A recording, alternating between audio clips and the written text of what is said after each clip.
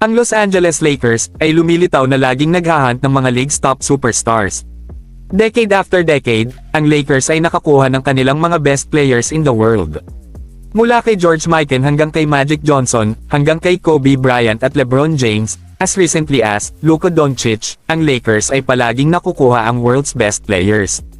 It's the way ang Lakers have continuously operated, at mas maraming beses than not nakuha nila ang mga stars na ito sa pamamagitan ng pag-trade o free agency. Ang Lakers ay continue to look upang gawin lamang iyon, at ang pinakabagong trade proposal na ito ay naglanding sa kanila ng isa sa mga best players in the world. Ito ay ang superstar ng Bucks na si Giannis Antetokounmpo. Ang reporter ng Lakers na si Buha ay lumitaw na nakalock sa Lakers at ibinahagi ang blockbuster trade proposal that sees Los Angeles land sa 2 beses na MVP.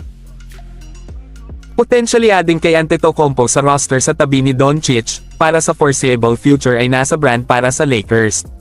Palagi silang lumilitaw upang mapunta ang malaking isda sa lawa, at ang trade proposal na ito ay makikita lamang silang gawin iyon. Ang 30 taong gulang na superstar ay ginugol ang kanyang buong karera sa Milwaukee, ngunit kung ang Bucks ay hindi maaaring mag-build ng isang contender sa paligid niya, maaaring maging isang bagay kung kailan humiling siya ng isang trade. Ang Lakers ay maaaring hindi magkaroon ng best package upang mag-alok sa Bucks currently, ngunit maaari itong lahat na magbago sa susunod na offseason or 2. Si Antetokounmpo ay kasalukuyang nasa ilalim ng isang 3-year deal na nagkakahalaga ng $175 million.